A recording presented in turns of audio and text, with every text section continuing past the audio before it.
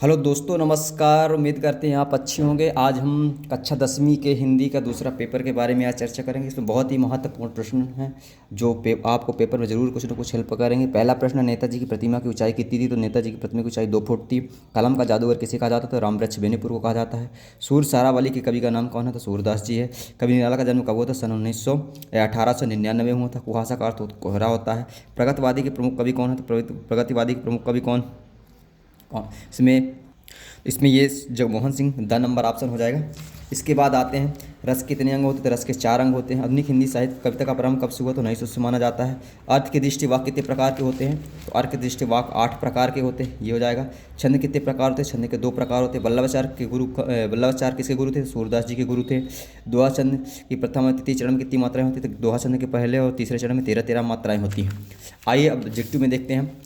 एक अंक का मतलब होता है एकांकी। सी पूजन सहाय किसकी है? माता जी का आंचल। रामवृक्ष बेनीपुरी मुजफ्फरनगर में इनका जन्म होता है। मैथिली शरण की रचनाएं पंचवटी है। रिसाई का मतलब होता है क्रोध करना। चौपाई में 16, प्रत्येक चरण में 16-16 मात्राएं होती हैं। इसके बाद नेक्स्ट दोस्तों हमारे पास है ये कामायनी किसकी रचना है? कामायनी जयशंकर प्रसाद जी की रचना है। आठ नई रही कविता में किस बात को प्रकट करता है? आठ नई रही कविता बसंत ऋतु के बारे में बात करती है। कवि नागार्जुन का मूल नाम क्या था? कवि नागार्जुन का मूल नाम वैद्यनाथ मिश्र था। निराला रचनावली में कितने खंड हैं? तो निराला रचनावली में 8 खंड है। रामचरितमानस का मुख्य छंद क्या था? तो रामचरितमानस में मुख्य छंद दोहा और चौपाई है।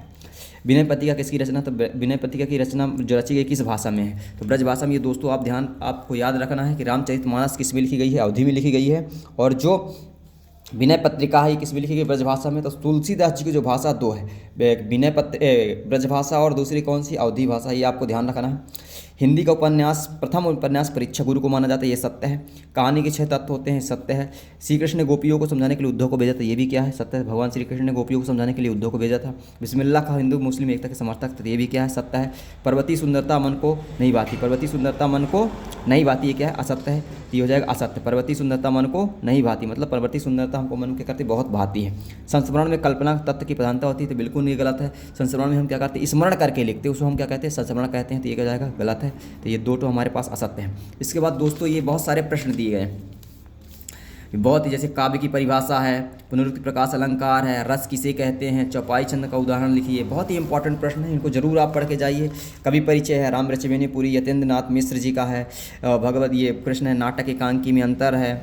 इसमें गद्य की 4 विधाएं हैं। बाबू गुलाब राय के अनुसार निबंध की परिभाषा, संधि समास में 2 अंतर, शब्द शब्द कितने प्रकार के होते हैं। ये बहुत ही इंपॉर्टेंट प्रश्न है। और कवि नागार्जुन की 2 रचनाएं, नई कविता की 2 विशेषताएं, कवि सूरदास और तुलसीदास जी की रचनाएं और भाव पक्ष लिखिए। ये जो प्रश्न है बहुत ही इंपॉर्टेंट है दोस्तों, और इनको जरूर पढ़ के जाइए और ज़्यादा से ज़्यादा अपने दोस्तों को शेयर कीजिए।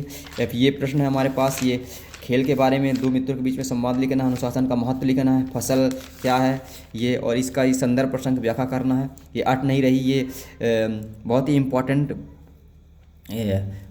गद्यांश एवं पद्यांश ये हैं, इनको जरूर आपको पढ़ के जाइए। ये इसका प्रसंग व्याख्या करना है इसको, तो ये देख सकते हैं। ये हमारे पास ये दिया गया है, इसके बारे में लिखना है, निबंध है।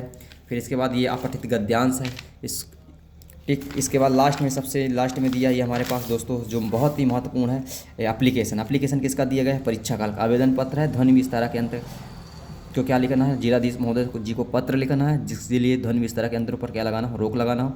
और आपके प्रिय मित्र अपने भाई को शादी में सम्मिलित होने के लिए पत्र लिखिए। तो बहुत ही इंपॉर्टेंट है, इसको ज़रूर आप इससे पढ़ के जाइए और दोस्तों से ज़्यादा शेयर कीजिए ताकि आपके दोस्तों को हेल्प हो सके। धन्यवाद।